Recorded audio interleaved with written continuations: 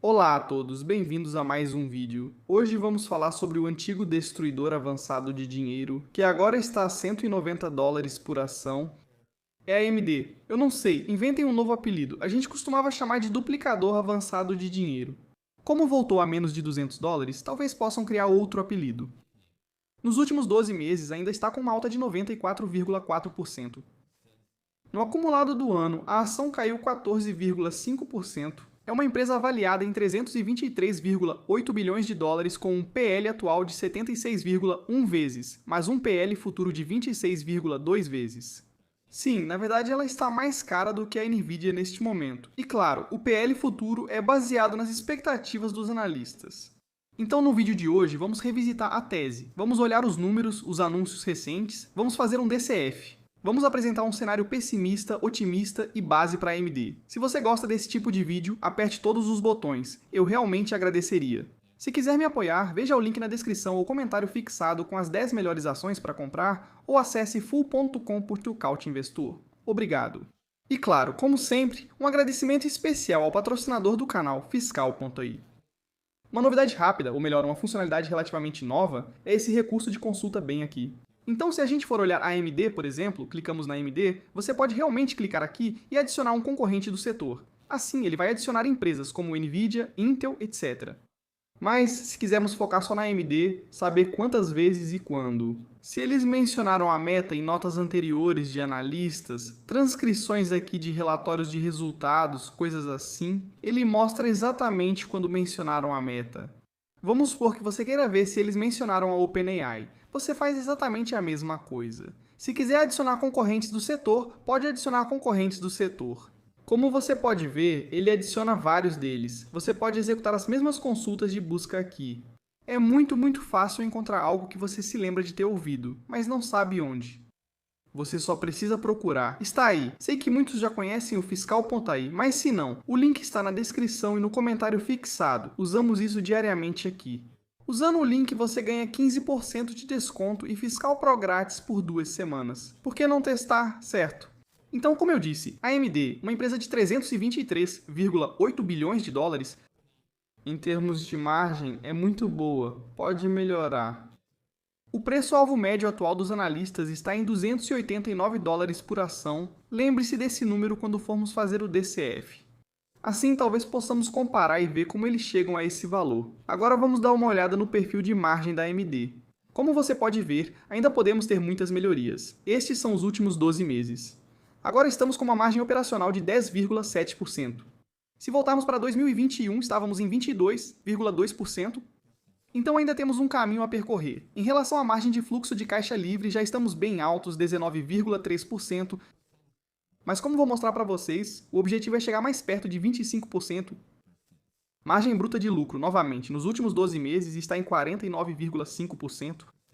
Claro, se eles quiserem estar, bem, no mesmo patamar que a Nvidia, esse número precisa subir ainda mais. Margem líquida de lucro, 12,3%. Mas claro, a trajetória aqui é claramente de alta. E se olharmos o último aqui, caixa das atividades operacionais, 7,7 bilhões de dólares, e aqui também está subindo cada vez mais. Olhando para as projeções de crescimento dos analistas, podemos ver que para o ano fiscal de 2026, os analistas esperam que o negócio cresça 34,2%. Então, no ano fiscal de 2027, uma aceleração, crescimento de 43,2% ano a ano, e então, no ano fiscal de 28, atualmente está em 28,2% de crescimento para alcançar 85,4 bilhões de dólares em receita gerada no ano fiscal de 28. Se olharmos para o fluxo de caixa livre, espera-se que ele cresça apenas 10,2% no ano fiscal de 2026, depois 74,2% no ano fiscal de 2027 e mais 43,5% no ano fiscal de 2028, chegando a 18,4 bilhões de dólares. Claro, o que vai impulsionar esse número? Sabemos que é a receita do data center. Mas, novamente, como eu disse várias vezes, não subestime essa barra azul aqui, que é a receita do segmento client. Agora, claro, neste momento a receita do segmento Client está no mesmo segmento que esta aqui. Então sim, você vai remover a barra azul e vai ficar aqui com a receita de Data Center. Depois esta aqui, que é Client e Jogos, e depois Embarcados. Client e Jogos, eu realmente acho que ainda não vai ser tão grande quanto o Data Center. Claro que não, mas ainda vai ser um motor de crescimento para a empresa. Quanto ao lucro operacional, bem, assim como vimos com a Nvidia, isso aqui é basicamente a história da Nvidia, mas bem no começo, embora o crescimento da Nvidia tenha acelerado muito mais rápido do que estamos vendo aqui com a AMD. Mas ainda espero sim que o lado de data center do negócio continue impulsionando a empresa para frente. Então, se você se lembra, acho que foi em novembro, no Analyst Day naquela época, eles novamente nos apresentaram alguns números enormes, certo?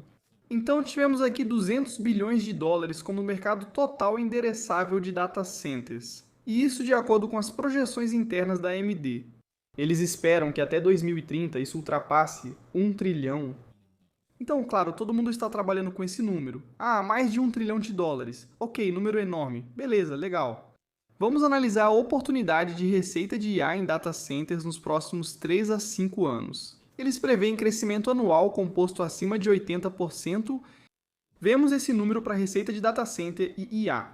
A gente vê mais de 50% de participação de mercado em receita de servidores, mais de 40% de participação de mercado em receita de clientes e mais de 70% de participação de mercado em receita adaptativa. Então eles estão esperando um crescimento acelerado da receita nos próximos 3 a 5 anos. Mais de 60% de KGR no negócio de data center, mais de 10% de KGR no negócio principal.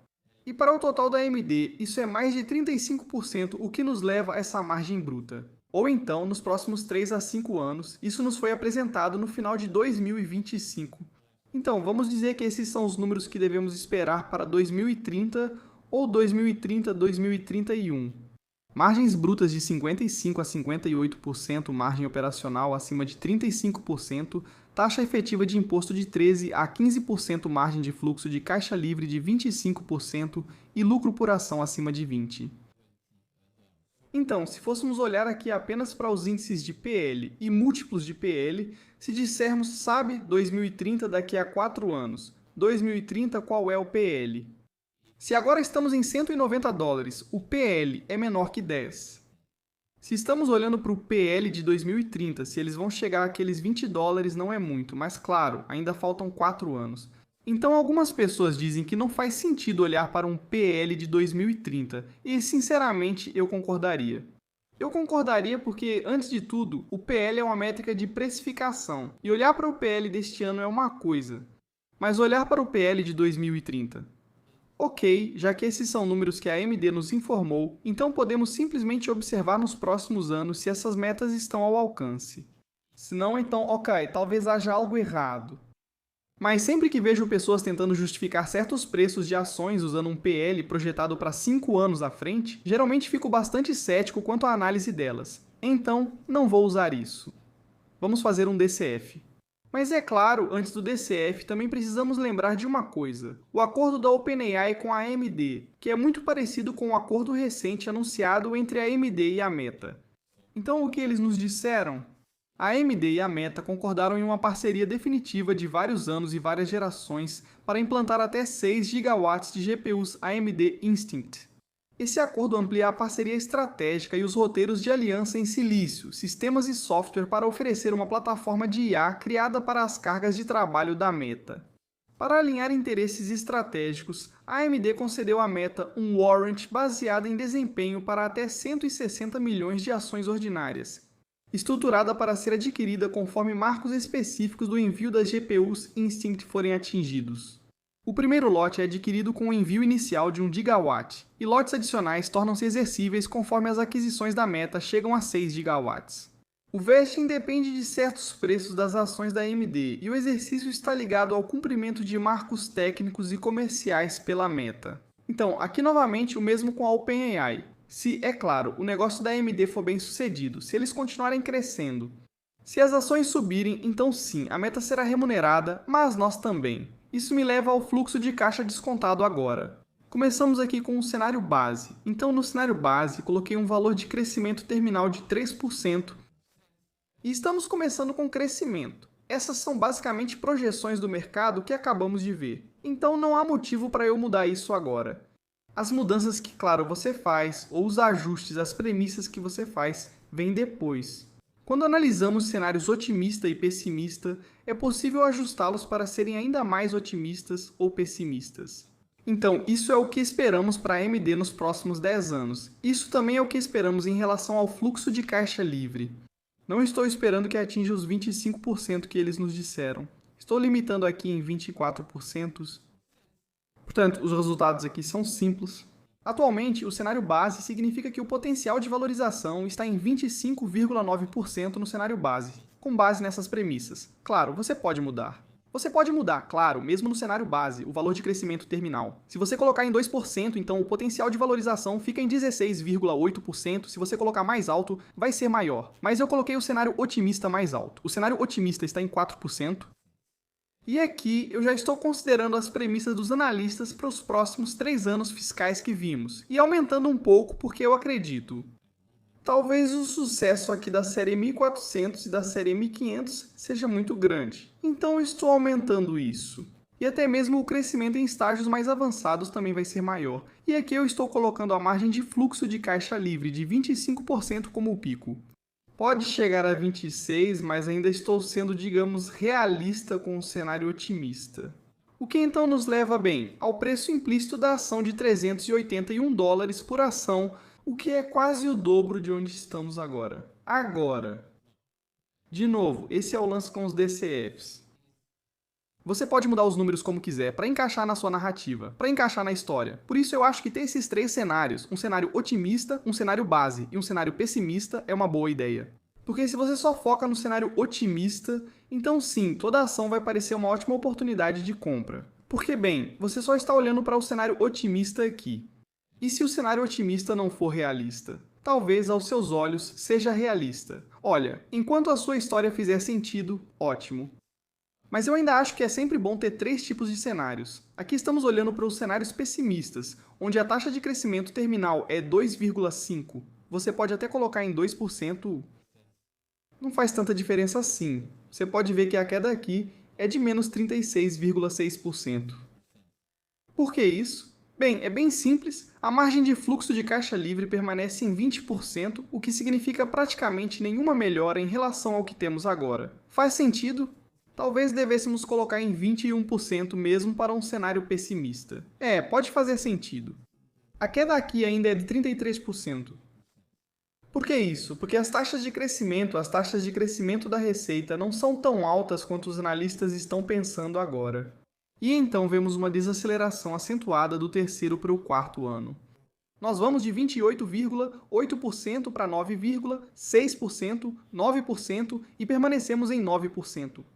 É uma queda bastante drástica. Então, se você quiser dizer, sabe de uma coisa, ok, vai desacelerar, mas não tão rápido assim. Então vamos fazer 2 vezes, 15%, depois 10%, e aí vai para 9%. Isso nos leva a, bem, quase 27% de queda se isso acontecer. Claro, sim, esse é um cenário pessimista. Isso é, claro, se a empresa não produzir mais os produtos. Se eles não conseguirem vender até lá M600 e M700, talvez já exista um novo nome no mercado. Talvez o segmento client ou os segmentos de jogos e embarcados não sejam tão bons. Talvez a Nvidia tenha dominado 99% do mercado, ou as grandes empresas de tecnologia estejam tirando mais participação da AMD do que da Nvidia. Isso é o que você precisa incluir no seu cenário pessimista. E então, o que temos aqui? Cenário pessimista, onde o preço implícito da ação é 100 e vamos chamar de 40 dólares por ação. Um cenário otimista, 381 dólares por ação. E um cenário base de 240 dólares por ação, que eu acho bastante realista, o que significa assim, 25, quase 26% de valorização já hoje, com base nesses números aqui. Essas premissas de crescimento terminal, a taxa livre de risco usada e o prêmio de risco de mercado, acredito que a taxa livre de risco deveria ser um pouco maior atualmente. 4,1% ainda assim 23% de valorização no cenário base. Isso me leva a este gráfico aqui. Podemos ver que, no gráfico diário, sim, a ação foi lá e deu um alô para a média móvel de 200 dias. Sabe o que as pessoas dizem? As ações eventualmente sempre voltam para a média móvel de 200 dias, e é exatamente isso que vimos hoje, que é terça-feira. Ficou muito perto da média móvel de 200 dias, que estava em 187 dólares por ação, o que significa que também estávamos bem próximos daquele topo anterior aqui, em agosto de 2025. O IFR está baixo, mas no gráfico diário aqui, está longe de estar sobrevendido. Vamos analisar rapidamente o semanal. Também está meio indefinido aqui. O IFR segue neutro.